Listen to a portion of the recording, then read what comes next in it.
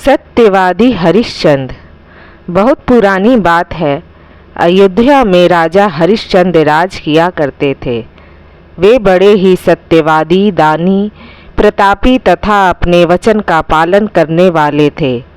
एक दिन राजा ने सपने में देखा कि उन्होंने ऋषि विश्वामित्र को अपना सारा राज्य दान में देने और उन्हें दक्षिणा स्वरूप 1000 अरसरफियाँ भेंट करने का वचन दिया है। अगले दिन सचमुच ऋषि विश्वामित्र उनके दरबार में आ पहुँचे और उन्हें उनका सपना याद दिलाया।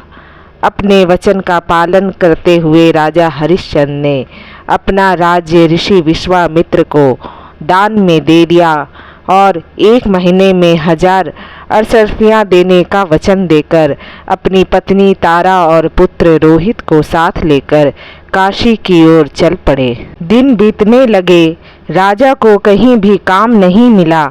1 महीना पूरा होने में केवल 1 दिन शेष था। ऋषि विश्वामित्र उनके पास आए और एक बार फिर अरसरफियों की मांग की। उनकी बात सुनकर राजा की आंखों में आंसू भर आए।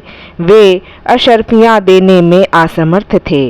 विश्वामित्र क्रोधित हो गए और उन्हें 1 दिन में अरसरफियाँ इकट्ठी करने का समय देकर चले गए। राजा को दुखी देखकर रानी ने राजा से अनुरोध किया कि वह उन्हें बेचकर अपना धर्म का पालन करे। राजा ने अपनी पत्नी और पुत्र को 500 अरसरफियों में एक महाजन के हाथों बेच दिया। हरिश्चंद्र खुद भी शाम तक बाजार में खड़े रहे, पर उन्हें अपने लिए कोई खरीदार नहीं मिला। आखिर रात होते होते एक शमशान के दरोगा ने उन्हें 500 अरसरफियों में खरीद लिया। वे राजा को हिदायत दी कि वे शमशान में पहरा देंगे और बिना कर दिए किसी को भी मुर्दा जलाने नहीं देंगे। इस तरह दानी हरिश्चंद्र ने ऋषि विश्वामित्र को दक्षिणा में 1000 अरसरफियाँ दे दी। इसे नियति कहें या भगवान की नाइंसाफी। अयोध्या का राजा शमशान में मुर्दे जला रहा था और रानी अपने पुत्र के साथ महाजन के घर में दासी का काम कर रही थी। ईश्वर शायद अभी भी राजा का इम्तिहान लेना चाह रहे थे। एक दिन राजा हरिश्चंद्र का पुत्र बाग में खेल रहा था कि उसे सांप ने डस लिया। रानी को बाहों में ही उसके पुत्र ने दम तोड़ दिया। अपने पुत्र के दाह संस्कार के लिए रानी के पास फूटी कौड़ी भी नहीं थी। अपनी साड़ी के एक टुकड़े में पुत्र की लाश को लपेटकर रोते बिलखते रानी उसे शमशान में ले आई।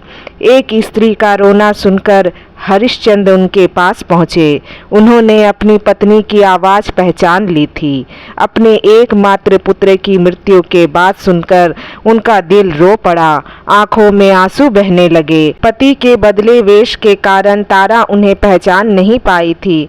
कर्तव्य से मजबूर राजा ने अपनी पत्नी से मुर्दे को जलाने के लिए कर की मांग की। तारा के पास देने के लिए कुछ भी नहीं था, इसलिए वह अपनी पहनी हुई धोती का ही एक टुकड़ा देने को तैयार हो गई। जैसे ही उसने धोती फाड़ने के लिए हाथ बढ़ाया, आकाश में बिजली चमकी और ऋषि विश्वामित्र प्रकट हुए। ऋषि विश्वामित्र ने तारा का हाथ पकड़कर उसे रोक दिया। वे हरिश्चंद्र से बोले, राजन, मैं तो आपकी परीक्षा ले रहा था। आप जैसे सत्यवादी पुरुष इस पृथ्वी पर और कोई नहीं है। आपको आपके धर्म से कोई नहीं डिगा सकता। विश्वामित्र ने अपने कमंडल से जल को लेकर रोहित की देह पर छिड़क दिया। रोहित माँ माँ कहता उठ खड़ा हुआ।